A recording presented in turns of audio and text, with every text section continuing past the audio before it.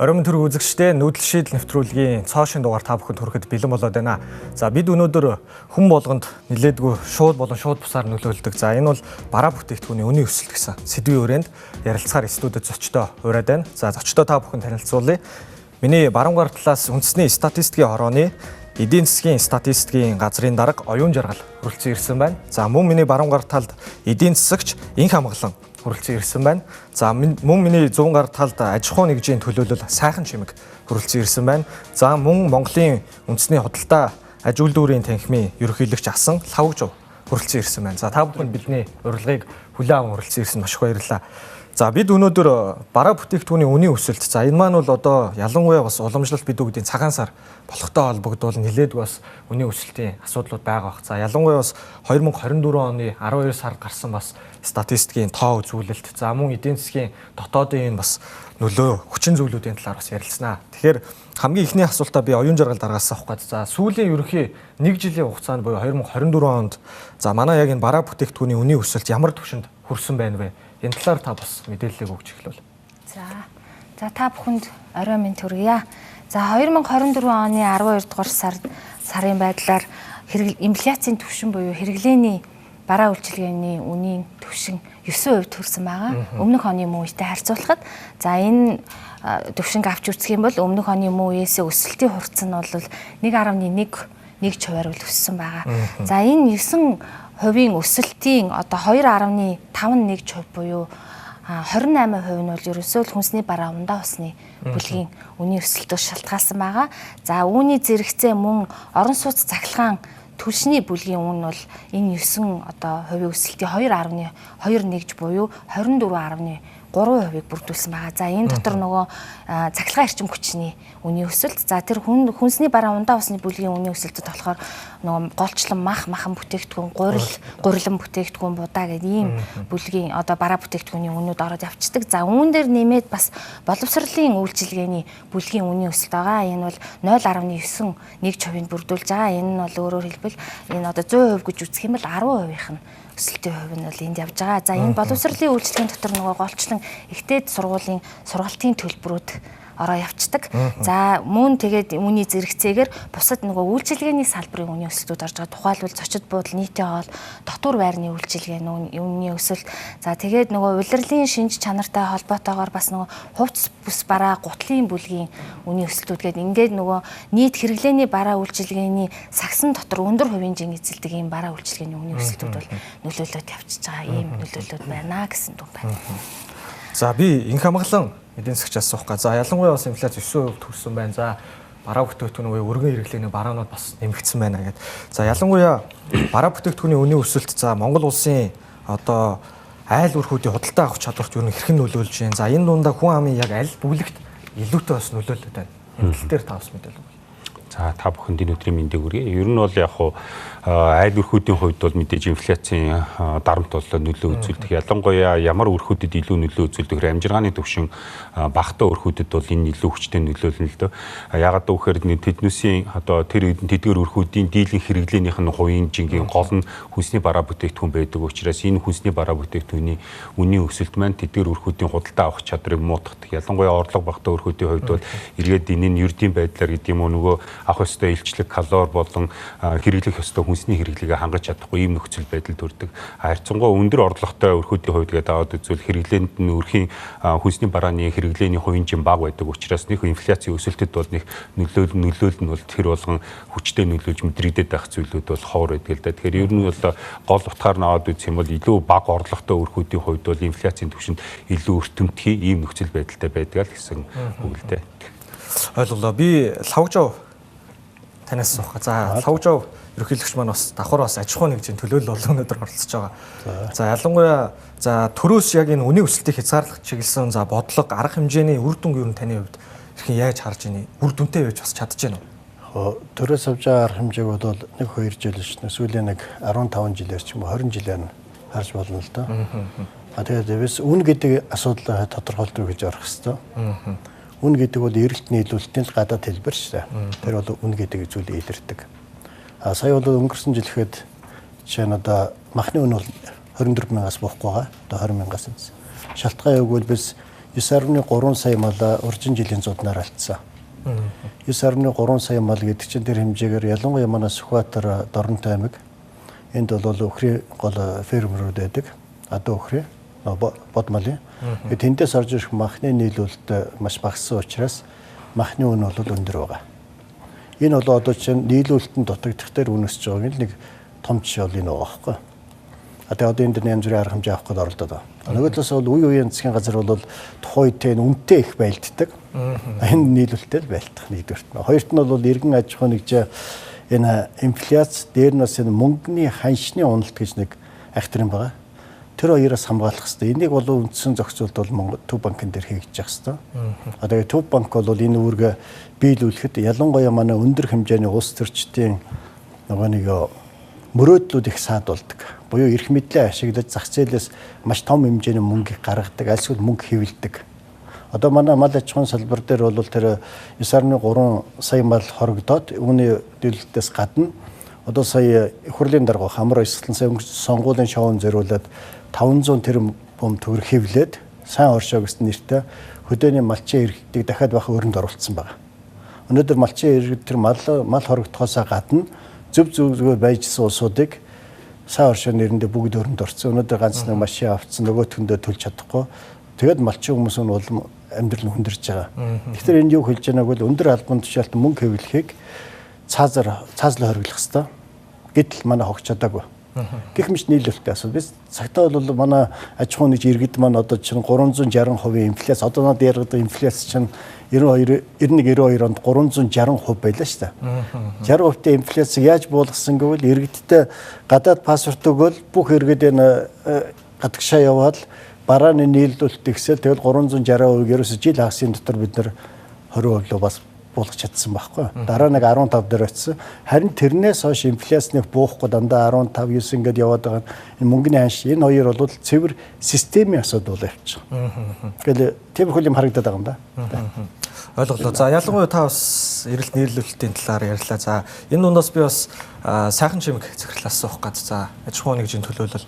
За ялангуяа бас танай аж ахуйн нэгж бол за цагаан сартай холбогдуулан хэвийн бов, за мөн одоо бууз, цагаан эдэний чиглэлээр үйл ажиллагаа бас явуулдаг гэдэг мэдээлэл байна. Тэгэхээр би бас нэг зүйлийг судалгаа авах юм л да. Энэ Улаанбаатар хотын бас 1 сарын 27-ны өдөр бас хийсэн нэг судалгаа байгаа юм байна. Нийтдээ нийслэлийн төвийн 6 дүрэгт хийсэн буюу 15 зах худалдааны төв дээр хийсэн юм байна. За нийтдээ 36 нэр төрлийн үндэсний бараа бүтээгдэхүүний 29 нэрийнх нь бол үнэ өссөн байгаа юм байна. За үүнээс бас 4 нэрийнх нь бараа нь бол үнэ буурсан, 3 нь бол доктортой байна гэл.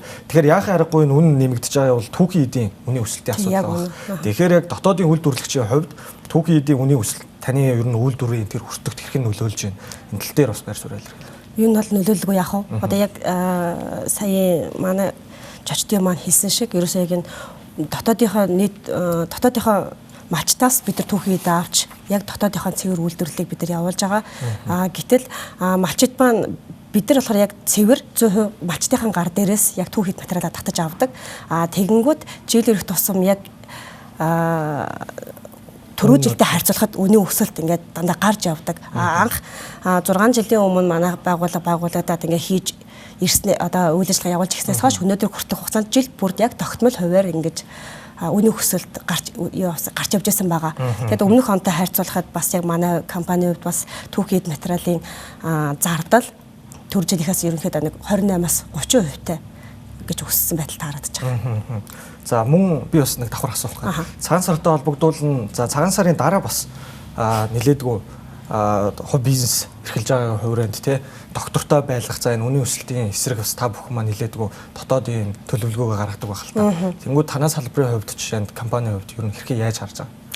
Яг хоо манайх бол ерөнхийдөө нэг шинэ байгууллага дотооддоо яг малч цэвэр дотоодын хөрөнгөд дотоодынхаа малчтын гадраас цэвэр дотоодоо нийлүүлэлт хийхийг зорж яваа шинэ байгууллага. Эхнээсээ эхний 4 жил бол бидний хувьд бол хувь хүн гэдэг юугаар явж байсан. Одоо сүүлийн 2 жил бид нэг аж ахуйн нэгж байгууллага компанийнхаа нэг зарчмаар үйл ажиллагаа явуулж байна. Тэгээд яг хөө мэдээж үн хадгалж авч үлдэх эргүүлээд нөгөө яг малчтынхаа гар дээрээс бүтээгдэхүүнээ тогтмол авах гэдэг маань бас хэцүү. Айл болох бид нар ч үн тогтмолтой байлгахыг хичээнэ.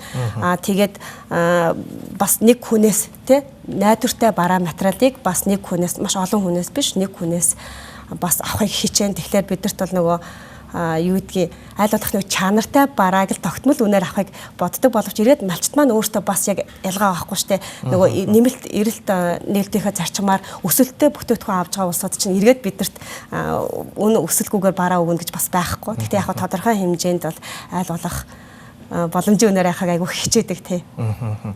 Энэ хамгааллын эдийн засгчаас асууя.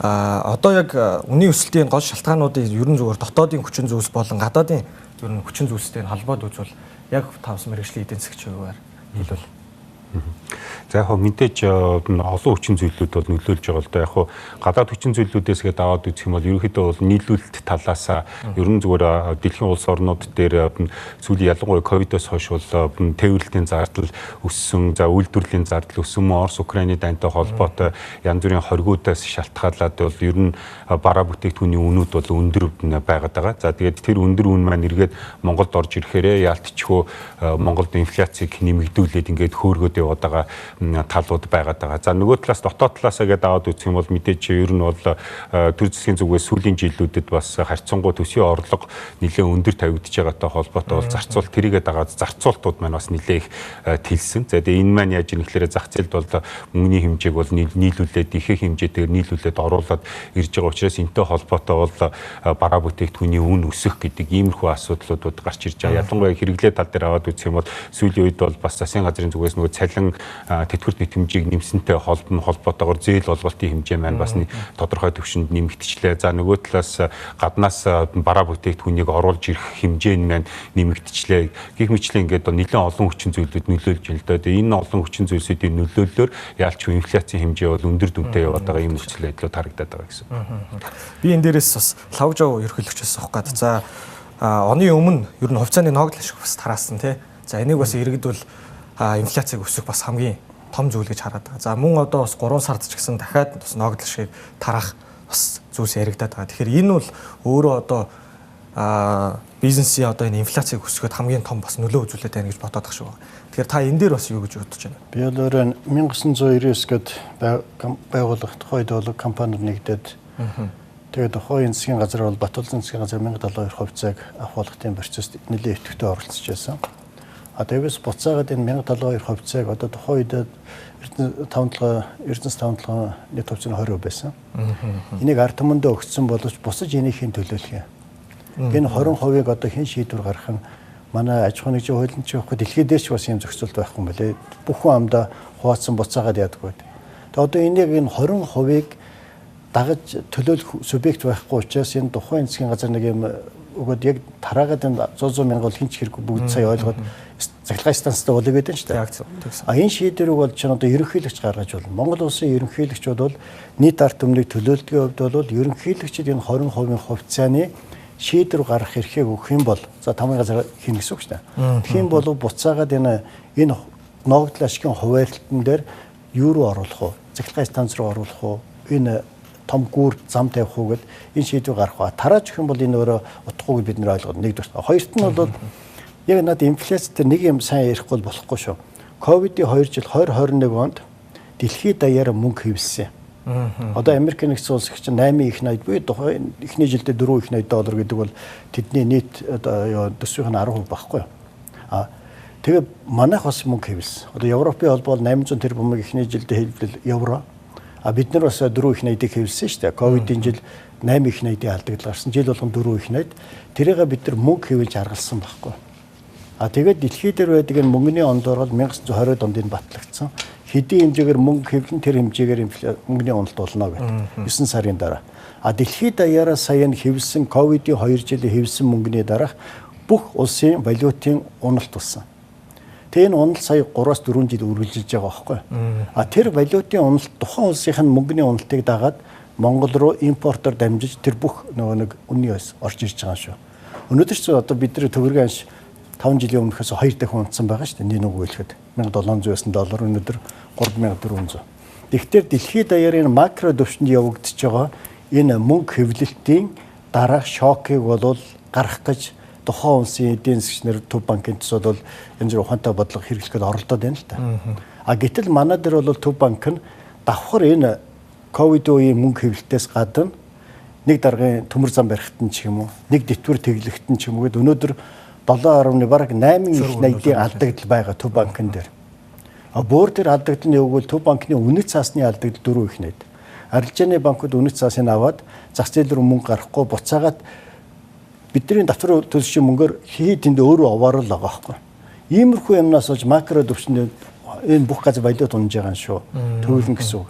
Тэгэхээр энэ нэг шокоос гаргуулахгүй тул Төв банк засгийн газар их хурл гэж байгаа. Манай бол энийг авч хэрэглэв. Нэг чи бол хэлж болно л доо. 2022 онд бол иргэдийн 10 их найдын хадгаламж байдаг. Түүнийг тухайн оюун засгийн газар ашиглаад 4 их найдын мөнгө хэвлсэн. Зах зээл рүү гаргасан 10 их найдын хөтөлбөр гэдэг нэг сүртэй юм зарлаа шүү дээ. 4 их найдыг гаргаад бараг 3 их найдын барилгын салбарт өгөөд тэгээ зөв зүгээр байсан нийлүүлэлт, бараа материалын нийлүүлэлт мөнгө хэвлээд тараагаа өгөхгүй тэнгээр нь бахан барилгын материал авцсан. Тэгээд 7,000 төгрөгийн үнэтэйс нь DSP хавтан 70,000 болсон байхгүй. Шалтгаан юу гэвэл хил хаацсан 2 жилийн хугацаанд дээр мөнгө хэвлэлсэн байгаа материал авчдаа энэ хиймэл үнийн өсөл бий болт. Энэ дээр чинь ихэд тэр 4 их найдыг хэвлээд тараасан оюун эрдэнэ алдаа байгаа үстэй. Энийг судалгаагүй хэвлүүлж өгсөн Төв банкны алдаа байгаа үстэй. Гэхдээ эдгээр нэгэн ч үүрээгүй. Хэн үүрдэггүй бол иргэн та аж ахуй нэгж. Нөгөө татвар төлөгч та иргэн та л үүрнэ. Энэ үнийн өсөлтөөр. Ийм л процесс явна. Тэгээ энэ дээр энэ мэрэгжлийн улсууд статистикийн газрууд бол нэлээд онлын судалгааг ерөнхийдөө Төв банкныхаа ерөнхийдөө өгдөг байлгүй л гэж найдаж шүү дээ. За би оюун дараагаас за ер нь бас импортын бүтээгдэхүүн одоо жишээ нь дотоодын үнийн өсөлтөд хэр хэмжээний нөлөө үзүүлж байна вэ? За энэтэй холбоотой бас тоо статистик гарсан байгаа юу? За ер нь бол манай хэрэглээний бараа үйлчилгээний сагсанд нийтдээ 410 нэр төрлийн бараа бүтээгдэхүүн. Энэ 410 нэр төрлийн бараа үйлчилгээний 221 нь болохоор импортын бараа бүтээгдэхүүн. Буюу энэ нийт жингийнхаа 46% орчим хувийг эзэлдэг байна. За тэгээд 2024 оны 12 дугаар сарын байдлаар авч үзэх юм бол одоо инфляцийн түвшин 9% байгаа шүү дээ. Энэний 2.6% буюу 29.1% нь бол импортын барааны үнийн өсөлтөөс шалтгаалсан байгаа. За энэ бол 2022 оны 12 сард бол жишээлбэл инфляцийн түвшин 13.2%. За энийгээ 100% гэж үзэх юм бол 47.6%-наас нэлээд өндөр. Тэг ер нь бол яг ковид үед бол нэлээд өндөр бүрдээ юу нь бол 60% хүрч исэн. Ерөөсөн импортын бараа орж ирэхгүй учраас үнэ нь өссөн. За 23 онд 7.9%-тэй инфляцийн түвшин өмнөх оны үетэй харьцуулахад байхад 100% гэж үзэх юм бол 35% нь бол импортын барааны нөлөө байсан байгаа. Одоо бол энэ орвол би түрүү хэлсэн 9.1%, 2.6% буюу 29.1% нь импортын барааны нөлөө байна гэж гарч ирсэн байна. Гарсан байна. За баярлалаа. Өнөөдөр нүүдэл шийдэл нэвтрүүлэг маань бараа бүтээгдэхүүний үнийн өсөлт сэдвийн хүрээнд ярьж байна. За энэхүү бас үнийн өсөлт маань бол зөвхөн тоо үзүүлэлтээс бас шууд л иргэдийн амьдралд одоо хамаарал бүхий учраас бид бас энэ асуудлыг хүндэн ярилцж байна. За нэгдүгээр хэсгээ төр завсарлаад эргээд студид уулзцаая. За бидэнтэй хамт байгаа үзэгч та бүхэнд баярлалаа. За нүүдэл шийдэл нэвтрүүлэг энэ 7 хоногт бид бараа бүтээгдэхүүний үнийн өсөлт сэдвийн хүрээнд ярилцж байна. За 2 дугаар хэсэгт эдийн засгийн хамгаалалтын талаас дараагийн асуултаа эхлээ шууд явъя гэж бодож байна. За Монгол Улсын засгийн газраас за ер нь энэ 25 оны эхний хагас жилийн инфляцийг докторжуулах ямар бодлогыг ер нь бас гаргаж ийн бай. Энэ тал дээр та бас мэдээллийг өгвөл. За мөн одоо бусад ер нь улс орнуудын үнийн өсөлтийг хязгаарлах бас бодлогод байдаг байх. Энийг бас Монголд хэрэгжүүлэх тийм сайн туршлага бас байх боломжтой юу? За тэгэхээр яг юу яж бол да Монгол банкны зүгээс инфляцтай бол угаасаа үндсэн зорилго нь төгрөгийн тогтвортой байдлыг хадгалах гэдэг үндсэн зорилготой. За энэ зорилгын хүрээнд бол яг мэдээж инфляцийг бага байлгахын нам түвшинд барихын тулд бол бодлогын хүүг тодорхой түвшинд бол барьдаг. За энэтэй холбоотой бол сая гаргасан 25 он гаргасан эхний шийдвэр дээр бол энэ бодлогын хүүг 10% барих. За банкнуудын заавал байлгах нөөцийн хэмжээ болон зохистой харьцааны шалгуур үзүүлэлтүүдийг нэмэх гэсэн ийм байдлаар бол сая бодлогоо бол тодорхойлоод гаргасан байгаа. За тэгэхээр энэ маань бол мэдээж шууд бол эдийн засгийн инфляцийг бол огцон бууруулад явчихгүй тодорхой хугацаанд зах зээл рүү орж ирж байгаа мөнгөний урсгалыг сааруулах ийм нөхцөл байдал үүсэх учраас бол энэ тодорхой нэг юм уу хоёр улирлын дараагаас бол илүү инфляцийг бууруулахад илүү нөлөө үзүүлэх баха гэсэн ийм бодолтой байна. За саяны хэлжсэн олон улсын туршлагууд гэвэл яг мэдээж бол янз бүрийн арга хэмжээнүүдийг бол авдаг. Зүгээр олон улсын туршлагын туршлага юм бол яг манайд ч бас хэрэгжүүлэл явж байгаа яг мөнгөний бодлогоор гэж явж байгаа. За мөнгөний бодлого нь бол тэр мэдээж сая бодлогын хүүг тодорхойлох, за эсвэл мөнгөний нийлүүлэлтийн хэмжээг тодорхой төвшөнд бууруулах гэсэн асуудал байж байгаа. За сангийн бодлоор гэж ярьдаг.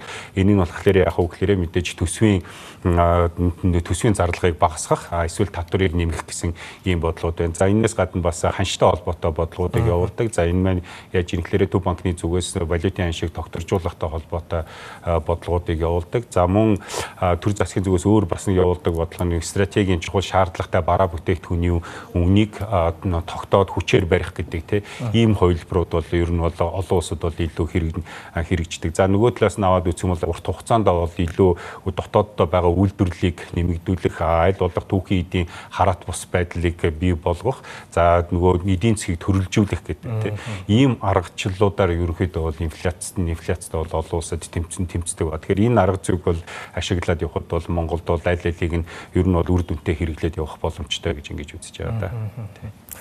За би бас тодруулаа сая лавж аваа ерөнхийлөгч бас хэлжсэн нөгөө за хиймэл үнийн өсөлтүүд гараад энэ алдагдал өөр болгон тий жил ирэх тусам явж байна. За ялангуяа энэ улс төрийн томоохон бас популизм одоо энэ том шийдвэрүүд аягүй нөлөөлөд байна гэх. Тэгэхээр яг саяны бодлогын хүрээнд ингээд явхаар энэ алдагдал өөр магадгүй одоо нэг юм төлөв гарах бах тий тэдэн он гэхэд ер нь бид хэвийн төвшөндөө ирэх юм байна ч юм уу. Тийм ерөнхий бас таамаг төлөв гарсан байгаа.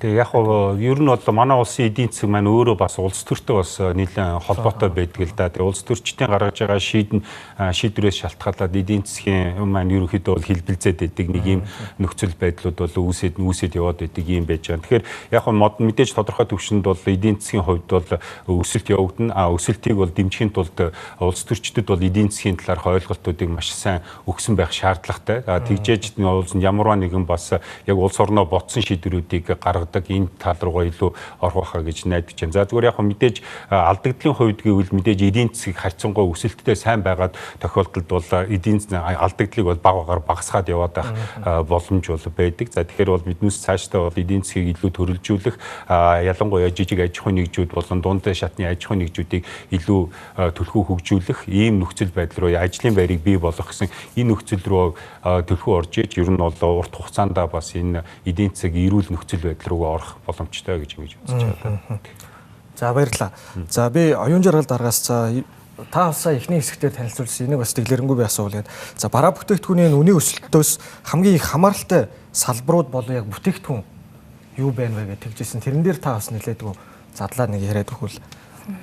За ер нь бол бид нар бол нийт 13 барааны бүлгээр бол инфляцийн түвшинг тооцдог байгаа. Энд нь хүнсний бус бүтээгдэхүүн, боловсрол, хүнс, ундаа ус, за тэгээд боловсрол, орон сууц, цахилгаан, эрчим хүч, банк гэж одоо хамруулж болох бүх одоо бараа бүтээгдэхүүнийг 13 бүлэгдэх байгаа. Тийм тэрийг одоо нөгөө нэг өрхийн дундаж хэрэглэн дээр үндэслээ сагсаа бүрдүүлдэг. Дөрөв би хэлсэн 410 нэр төрлийг.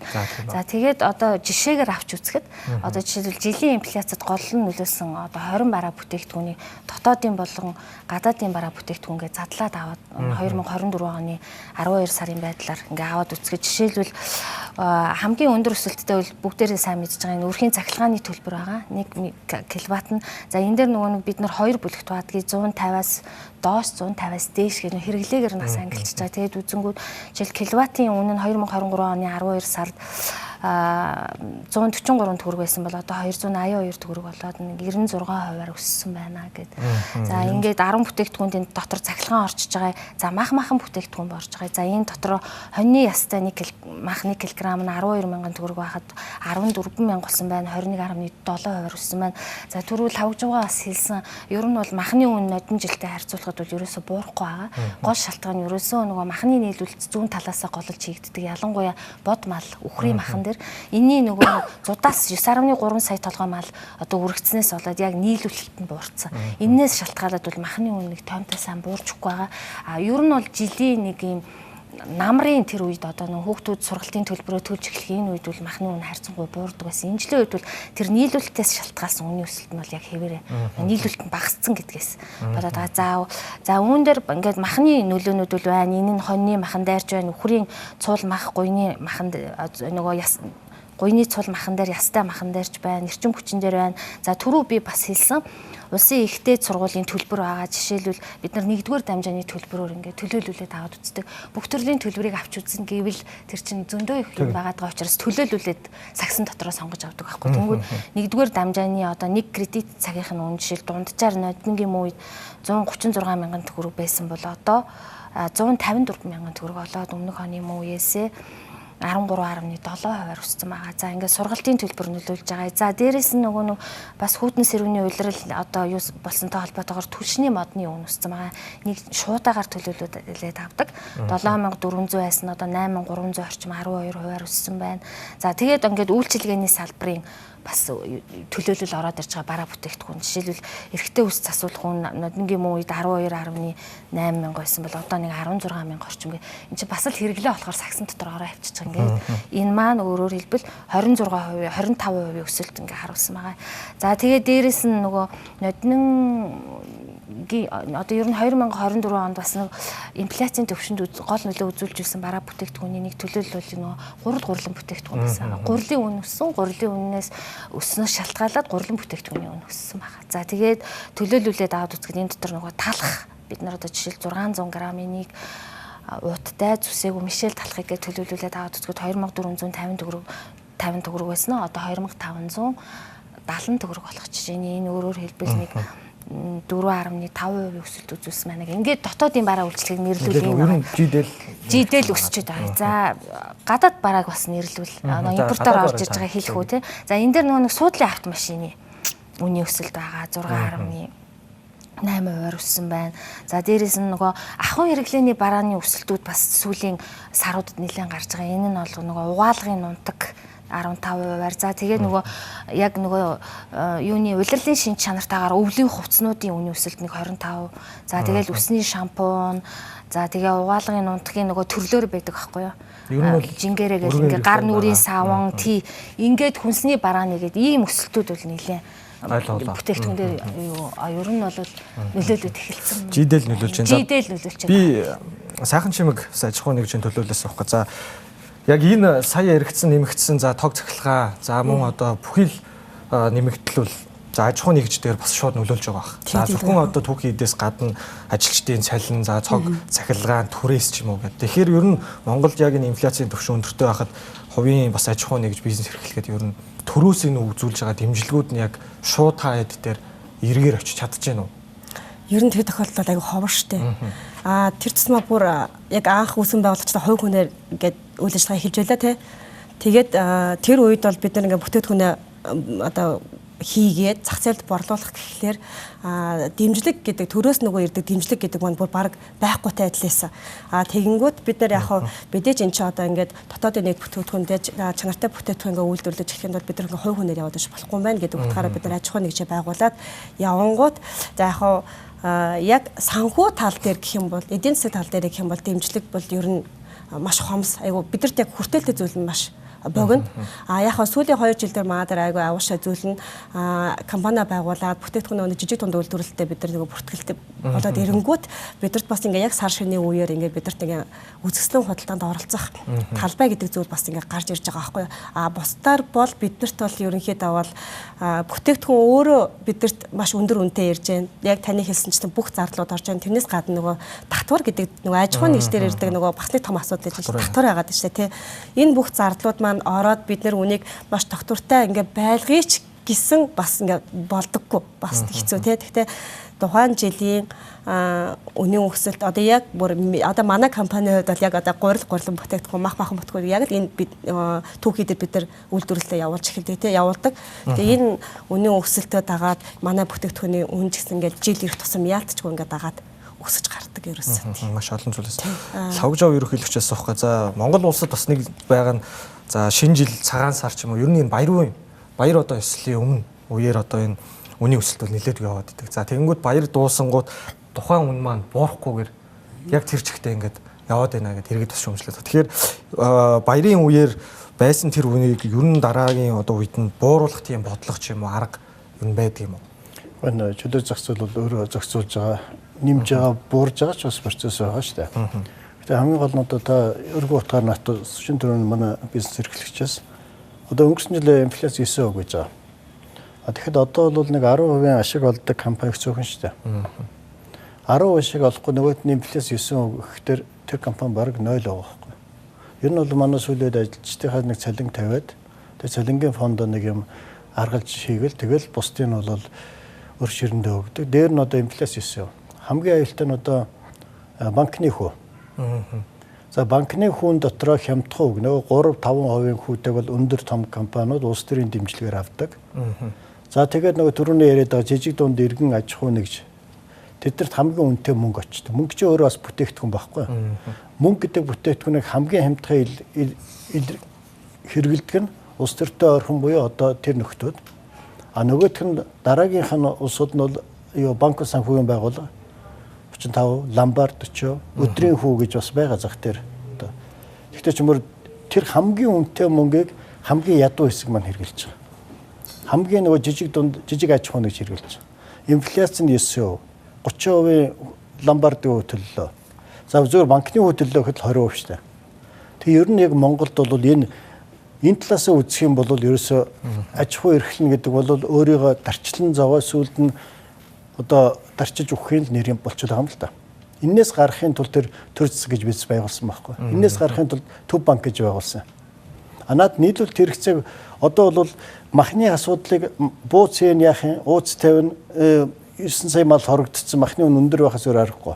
Ямар малыг дахиад бий болгож чадахгүй. Гэтэл бол одоо энийг арга хэмжээ авах гэж байгаасаа бол ялангуяа статистикийн газрын энэ макро тоонуудыг хэн харж яагаад шийдвэр гаргахыг бол улс төрчд гаргаж байгаа шүү дээ. Улсын их хурл засгийн газар 2. Эдгээр бол зөвхөн тоог сайн хэмжээл аваач өгөхөд үүрэгтэй. Түүнээс инфляц бууруулах статистикийн газар ямар ч оролцоо байхгүй. Их сургуулийн ямар ч оролцоо байхгүй. Гэхдээ хамгийн гол нь шийдвэр гаргаж байгаа улс төрчд. Одоо хөдөө аж ахуйн яамны сайд ч юм уу, ерөнхий сайдад над махны асуудал, за одоо гурилын асуудал гараад ирсэн. Тэгэхээр бид нар энэ дээр шийдвэр гаргахын үйлдвэрлэл бол сайн хэрэг. Гэхдээ нийлүүлэлтээс хэрэгцээсээ их үйлдвэр бариад тэр нь буцаагаад бас өөрсдөө бас хүндэд орчин тэр засал. За гурил дээр үзье л да. Жишээ манад 16 үйлдвэр одоо бараг 20 болсон байлгүй. Гурилын дахин боловсруулж байгаа үйлдвэр. Гэтэл нөгөөд нь зах зээл дээр хүчин чадлаараа ажил 4 нь хангаж байгаа байхгүй. Цементэн дээр бас нэгс би цемент хангахыгээд 4 үйлдвэрийг гаргаж ирсэн. Дөрвөлөө ажиллах юм бол манай цементнээс бараг хэрэглээс 3 дахин илүү цемент үйлдвэрлэл. Гэтэ чинь буцаагаад нөгөө дэмжсэн нэртэй тэнд бас хэсэг баялагийг тийшээ оруулж штэ мөнгө оруулаад нөгөөт нь зах зээл байхгүй ийм асуудал гарч ирж байна. Тэгэхээр бол энэ эрэлт нийлүүлэлтийг үйлдвэрлэж ба худалдаач ба энэ бол их торгон мэдрэмжтэй удирддаг ерөнхий сайдын ажил байхгүй юу? Энэ үг хэлэхэд. Тэнд бас гол асуудал явагдаж байгаа шүү. Түүнээс бараа нийлүүлж байгаа иргэд энэ худалдаа хийж байгаа хүмүүс бол бүх чадлаараа л нийлүүлж байна. Энэ бууз, ванш, ууц өнөөдөр та 90 онд ганцхан давстай байсан гэж бодлоо. Тэгэхэд өнөөдөр нэг дэлгүүр ажиллуулахад 10,000 ийм төрлийн бүтээгдэхүүн хэрэгтэй болдог шүү дээ. Сая ковидын үеэр гэтэл ерөөсөө 9,500 болсон юм. Тэгэхээр манай энэ худалдаа буюу энэ үйлчлэгээний салбарын улсууд ажиллаа маш сайн хийж байгаа. Үүнийг хэрэгжилж байгаа мөнгө гэдэг юм ал үнцэнтэй болох. Тэр мөнгө чинь үнцэнтэй байгаад инфляц чинь багах тохиолдолд сая асуудлууд ихэнх нь багасч чинь да. Тэрийг мэддэг хүн төв банк засгийн газар 2 байхгүй. Тийм байна. За баярлалаа. За бид өнөөдөр нүүдэл шийдэл нэвтрүүлэг маань бараа бүтээгдэхүүний үнийн өсөлт сэдвээр ярилцж байна. За бид 2 дугаар хэсгээ төр завсарлаад 3 дугаар хэсгээр шийдлийн асуудлаараа бас хэлцэн ярилцах болно. За ингээд төр завсарлаад эргээд студид уулзцгаая. Бидэнтэй хамт байгаа үзэгч та бүхэнд баярлалаа. За нүүдэл шийдэл нэвтрүүлэг өнөөдөр бараа бүтээгдэхүүний үнийн өсөлт сэдвээр ярилцж байна. За 3 дугаар хэсэгт хамтдаа бид асуудалд бол хэд хэдэн бас 1-2 дугаар хэсгээр ярьлаа. Тэгвэл бид одоо шийдлийг дэвшүүлэх хэрэгтэй байгаа. Лавжав ерөнхийлөгчөөс эхлээд за бараа бүтээгдэхүүний үнийн өсөлтийг ер нь энэ доктортой болгох хязгаарлах одоо засгийн газраас хийж исэн өмнө жилүүдэд ямар арга хэмжээнүүд байна. За мөн одоо таны хувьд бас дэвшүүлэх шийдэл юу байна вэ? За яг бүтлгүүцсэн юмнаас эхлэндээ. Нэг 2 ерөнхий сайд байх үед бол тийч одоо 2003-4 оны үед шүү дээ. 92 оноос хойш энэ худалдаа бөөний цэг бол ховшилжээд их бий болцсон байсан. Тэгэхэд бол бөөний төвүүдийг байгуулсан аймагуд дээр. Тухайн үед нэг аймагт 500 тэрбум ч гэлөө их л мөнгө шүү. Тухайн үед. Тэгээд нөгөө нэг худалдааг төрн хийдэг юм болоод тэгээ бахан мөнгөтэй улсууд очиод 1 жилийн дотор хуучин өсөж өндөөсөн аймгийн төвөн бүх бөөний цэгийг дампууруулад тэгээ нөгөө мөнгөө өөрөө ид дуусаж жилийн дараа алга болсон. Тэгэл ерөнхийдөө тэр үед бол маш том сүлжээг бий болгох нэртэй том дампуурал авчихсан. Энэ үеийн махны асуудал бол одоо энэ бүр том кейс бол баг зарим шоронд яваа үстэй. Мах бэлтгэн гэл энэ Улаанбаатар хотын махыг бэлтгэх гэл хэдэн тонн мах бэлтгэлээ эсвэл махан ч байхгүй, юун ч байхгүй, өгсөн ч юм байхгүй, голоос нь бахан мөнгө эцээ этгээд гараад ирчих. Тэгэхээр энэ нийлүүлэлтийн сектор их оролцсон гэдэг бол буцаагаад энэний цаана авилах ялах бол тэгээ зах зээлийг гажуудуулах үйл явцал их байдаг. Сая бол яг том хэмжээнд бол улсын их хурл яг аж ахуй нэгжийн дуу хоолойны сонсоод бол засгийн газрын алдагдaltaй төсвийг бол 2.1 их наядаар бууруулж алдагдaltaгүй төсөв батлана гэдэг нь бол ундагчсэн мөнгөний ханшиг 2.1 их наяд төгрөгөөр мөнгөний ханш унах байсан байхгүй. Тэрийг хамгаалж өгч байгаа. Тэгсэндээ бол улсын хурл том тон дээр бол засгийн газрын нэг удаа аварцсан гэсэн. Нөгөө талаасаа бол энэ засгийн газар хэрвээ тийм их туслах гээд байгаа юм бол төв банкн дээр байгаа засгийн энэ өрнүүд байгаа. Засгийн газрын өөрийнх нь 9 нэг их найдаж баг 3-4 их засгийн газрын өөр байгаа. Тэр өөрөө төлж. Тэр өөрөө төлөх юм бол төв банк бол тэрийгээ дагаад бодлогын үг бууруулах процесс байгаа. Дээр нь төв банкн дээр бас нэг айхтар том өөр бол иргэдэд бас мэдэгддэг юм. Яг мэрэгжлийн усууд харахад бол энэ бодлогын үг гэж нэг зарлаад байгаа ч. Тэгээд тэр чинь банкнд хадгалагдж байгаа мөнгө хадгаламжийн хоёрын зөрөг сүүлийн дандаа энэ төв банкны үнэт цаас гарах нэрийн доор энэ арилжааны банкуудын тэр хийх ёстой процессын төв банкнд төрүүлж байгаа өнөөдөр 4 их найдын өөр байгаа. Төв банкны арилжааны банкуудын үнэт цаас авсны зөрөөнд өгсөн 4 их найдын өөргөө бичигдсэн. Өнөөдөр манай арилжааны банкуд өнгөрсөн жилийн гүйцэтгэлээр 1.9 их найдын ашигтай байгаа шүү дээ. Цэвэр ашиг. Зарим банкны орлого нь баг ашиг нь 200% харагдчихлаа. Энэ бол тэнд маш том системийн алдаа байгаа байхгүй. Төв банкн дээр баахан өр тэгвэл арилжааны банкудаас тэр өрийг авах бол дээр надад хадгаламжийн хүүгээ багсах.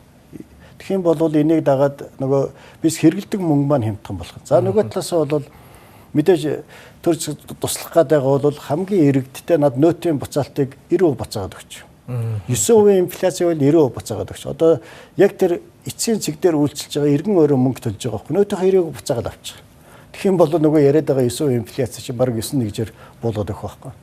Тиймэрхүү юмнуудыг бол хийхэд бол бүрэн болцоо. Яг л биш нөөтийн улс систем гээд 305 мянган цэг дээр тэр бум толоо хэвлэж байгаа байхгүй.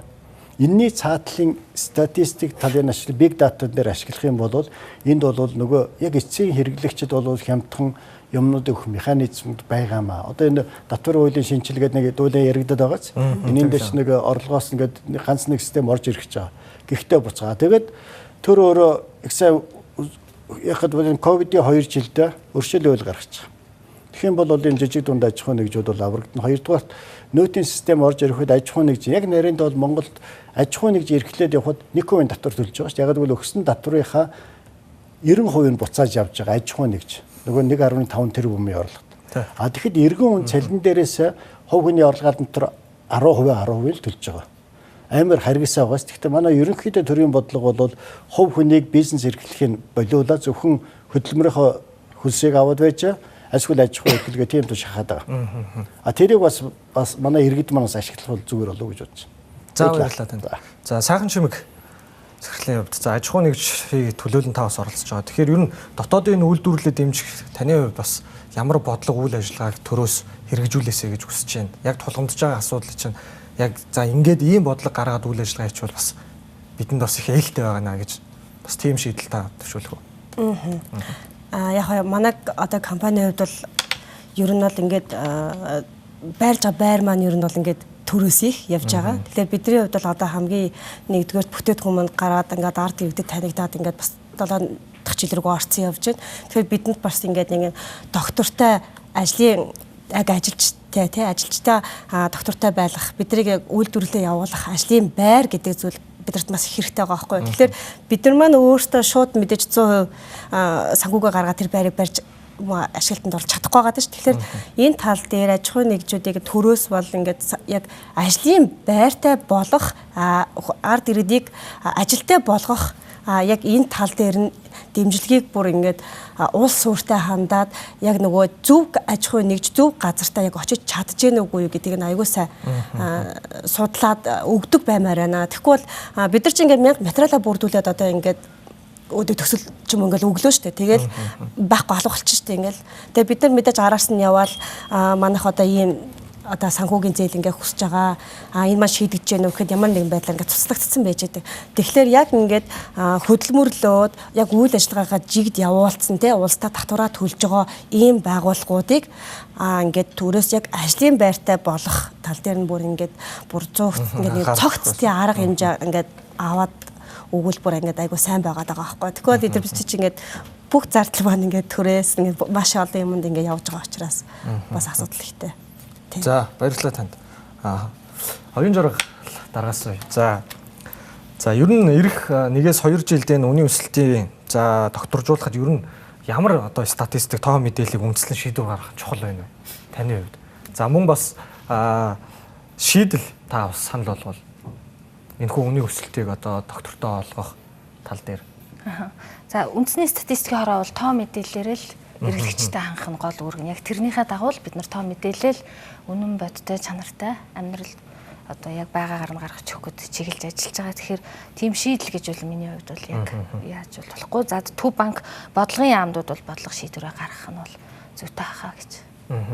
Тийм. За яг ер нь бол яг хувь хүнийхээ хувьд хэлэхэд бол ямар нэгэн дэмжлэг тусалцааг үзүүлэхдээ аж ахуйн нэгж байгууллагын хувьд ч иргэн өрхийн хувьд ч ерөн зорилтод бүлгэрүүгээ чиглэсэн тийм арга хэмжээг авбал илүү зүгээр юм болоо гэж боддог. Тэгээ бүгдийг хамарсан тийм дэмжлэг гавтгааруулсан биш. Яг зорилтод тэр эмзэг бүлэг хаана байна вэ гэдгэрүүгээ чиглэсэн бодлого явуулвал илүү чухал юм уу гэж тэгж бодож जैन. За нөгөө талаасаа гэх юм бол альва нөгөө дэмжлэг тусалцааг үзүүлэхдээ энд дэмжлэг тусалцаа үзүүлчихвэл нөгөө талд нь ямар хор хөнөөл бас гараад ирэх үү. Одоо жишээлбэл нэг талын дэмжчихэнгүүд нөгөө талд нь өөр нэг үйлдвэрлэл явуулж байгаа бас нэг уялдаатай ингэж ажилладаг одоо бүлгүүд байгаа шүү дээ. Тэр бүлгүүдийн хоорондын уялдаа холбоог нь сайтар харж системээр нь ингэж харж үзэж одоо бодлого шийдвэрээ гаргавал бас зүгээр юм уу гэсэн. Яг хувь хүнийхээ хувьд хэлбэл. Тэгээд нэг ганц санал хэлж статистикийн газартай энэ манай компаниуд одоо маш хэрэгтэй болж байгаа. Яг бол энэ статистик тоо мэдээг одоо biz үнэлж борлуулах хэрэгцээ гараад ирсэн байна. Жишээ Монгол улсын гайлаар ямар бараа бүтээгдэхүүн орж ирж байна.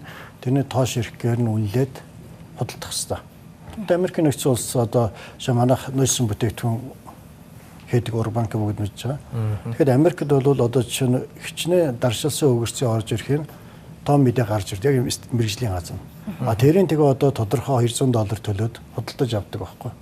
Одоо үеийн энэ зөв статистик мэдээг нийтэд худалдан борлуулах эрхийг би өгөх ёстой гэж бодож байгаа. Тэрэндээс бид нар зөв мэдээлэл авч яж бизнесийн зөв загвараа гаргах.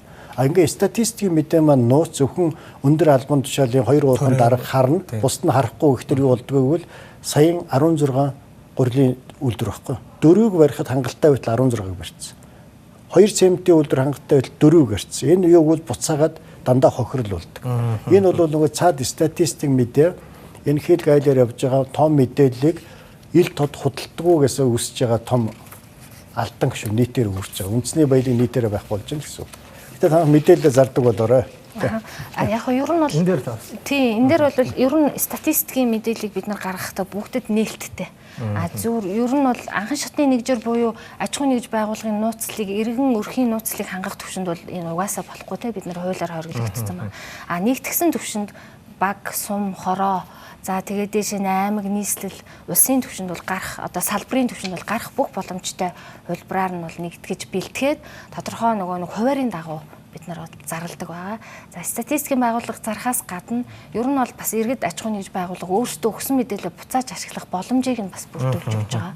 За амар хэлбэрээр нэг газар болгон дээр нэг мэдээлэл үүссэн маш жишээл хөдөө аж ахуйн яам дээр нэг мэдээллийн сан, гайл дээр нэг мэдээллийн сан, статистик дээр нэг мэдээллийн сан гэдэг хаанаас авах вэ иргэн мэддэггүй. Тэр боломжийг бас хангаж өгөхийн тулд төрийн нэгдсэн мэдээллийн сан гэдгийг бол эхний ээлжийн туршилтын журмаараас үүсгэсэн байна. Тэгэхээр бид нар бол мэдээллийн хин нэг одоо ингэж ялгуурлаж ингэж тархаад ер нь бүгдэд нээлттэй ил тод байдлаар аль болохоор хялбар аргаар хурдан шургаа авах боломжийг хангаж өгч байгаа. Буцаагаад иргэн төр одоо мэдээлэл хангах мэдээлэл авах боломжоор нь өөр аж ахуйн нэгж байгууллага мэдээлэл авах боломжоор нь бол хангаж өгж байгаа. Энийн нэг тод жишээлбэл мал тоолохын мэдээлэл байгаа. Малчид өнөөдөр өөрөө малаа тоолуулчаад мэдээлэл буцаагаад авч ашиглаж болно. Жишээлбэл Монголиороо ороод би хэдэн малтай ингээд тэрийг янз бүрийн эдийн засгийн нийгмийн харилцаанд ашиглах боломжийг бас өөрөө хүссэн тохиолдолд нэгээд өгсөн ба. Тэгээ энэ тал руу орж байгаа. Бас лавж авгаан хэлж байгаагаар бас тэр саналыг бас бид нар судалж тийм байна. Цааш бас судлаад тий хэрэгжүүлэх боломжтой. Одоо улсын ч гэсэн сайн жишээ байна. За ингээд инх хамгааллын эдийн засгчаас за хамгийн сүүлийн 5 дүгнэлтээ хийгээд за ялангуяа сая лавж аваа ерөнхийлөгчийн хэлсэн тэр бодлого үйл ажиллагаа хэрэгжүүлэх маш олон бас шийдлүүдийг хэллээ л дээ. Тэгээ түр бас яагаад энэ шийдлүүдийг за хэрэгжүүлэхгүй байна? Ер нь энэ хэрэгжүүлэхэд ямар одоо асуудлууд тулгамдж байна? За ер нь бас таны хувьд бас ямар шийдлийг та дэвшүүлэх вэ? Тэгэхээр яг хөө түрүүний хэлжсэнчлэн макро микро олон хүчин зүйлүүд бол энэ дээр нөлөөлнө л дээ. Дээрээс нь олон улсын гадаад эдийн засгийн нөхцөл байдал, манай улсын эдийн засгийн нөхцөл байдал гэхэл олон юмнууд бол нөлөөлж байгаа. За яг одоо сүүлийн үед илүү төлхөө яригадаад байгаа зүгээр макро түвшнээр төсөд 14 мега төслөл яригадаад байгаа. Тэгэхээр энэ төслүүдийг эхний ээлжинд хэрэгжүүлэх та дээр бас нэлээд анхаарах шаардлага байна л да. Ялангуяа одоо манай экспортыг гол дэмжих ёстой бонтуудаа ашиглалтанд оруулах. За мөн үйлдвэрлэл ажиллагааг чөлөөтэй явуулах, зардлыг бууруулахад гол нөлөөтэй эрчим хүчний холбоотой цэглэгээ станцуудыг яаралтай барьж ашиглалтанд оруулах гэдэг. Тэгэхээр энэ асуудлууд макро түвшиндээ илүү ярих юм шаардлага байгаа. За нөгөө талаас нь аваад үзвэл энэ маань ерөнхийдөө нөгөө сан тал руугаа гэдэг юм уу төсөвтэй илүү холбогдоод явж байгаа. Яг мэдээж гадаад дотоодын хөрөнгө оруулалт татаж явна гэдэг. За нөгөө талаас нь аваад үзвэл бас мөнгөний бодлого талаас аваад үзэх юм бол манай улсын нэг зээлжих зэрэглэлийн асуудал энэ төргээд юмнууд ороод ирдэг. Тэгэхээр зээлжих зэрэглэл маань хэдийгээр өмнөх жилдээ харьцуулахад бие нэмэх энэ төргээд гайгүй сайрын түвшиндээ явж байгаа ч гэсэн олон улсад аваад үзэх юм бол манад энэ маань өөрөө бас сайн түвшний үзүүлэлт бас биш л дээ. Тэгэхээр зээлийн их үүсвэр маань өөрөө яг үнэтэй болдоод идэг юм тохиолдлууд байна. Тэгэхээр мэдээж тэр зээлийн хөв бууруулах аж ахуйн нэгжүүдэд илүү боломж олгоно энэ төр гэдэг маань эдийн засгийн нөхцөл байдал маань өөрөө сайжирчээ. Тэрийгээ дагаад олон улс дээр манай улсын зээлжих зэрэглэл нэмэгдэн тэр хэмжээгээр манад олж байгаа зээлийн их үүсвэрүүд маань харьцангуй бага хүүтэйгээр олдох боломжтой. Энийгээ дагаад аж ахуйн нэгжүүд дээр илүү хямд зээлүүд олдох боломжтой болдог ийм нөхцөл байдлууд үүсэт явдаг ийм байгаа л да. Тэгэхээр энийг бас анхаарах хэрэгтэй болчихно. За одоо сүүлийн үед улсын хурал дээр ГАУ-ыг гишүүнээр ахлуулсан татварын хуулийн өөрчлөлттэй холбоотой асуудлууд ингээд яригдаад байж байгаа. Энэ маань бас өөрөө бас цаашдаас бас инфляцийг бууруулахад нэлээд нөлөө үзүүлэх боломжтой л да. Яагаад гэвэл энэ маань яаж юм гэхээр аж ахуйн нэгжүүд дээр учруулж байгаа татварын хэмжээ хэрвээ багасгаад ирэх юм бол энэ хэмжээгээр бас бараа бүтээгдэхүүний үн өртөг буурах боломжууд бүрдэх ийм нөхцөл байдлууд үүсчих юм гэж байна. Зүгээр ганц хоёр жишээлбэл дурдаад үзэхэд манай халамжийн зардлууд нэлээд өндөртэй тий. Одоо жишээлбэл хүнсний талбай энэ төр тараагаал яваад ижидэг. Тэгэхээр энэ хүнсний талбай тарааж байгаа энэ ялангуяа ажил хөдөлмөр эрхлэх чадвартай хүмүүсүүдийг эсрэгээрээ ажил хөдөлмөр эрхлэх юм бол тийм аж ахуйн нэгжүүдийг тэр хүмүүсүүдийг ажилд оруулж байгаа аж ахуйн нэгжүүдэд нь жишээлбэл тэр үзүүлж байгаа хүнсний талбайных нь хөнгөлтийг нь эргээд татвар дээр нь тэр аж ахуйн нэгжид нь хөнгөлөлт болгоод оруулаад өгчнөөч гэдэг юм уу тий.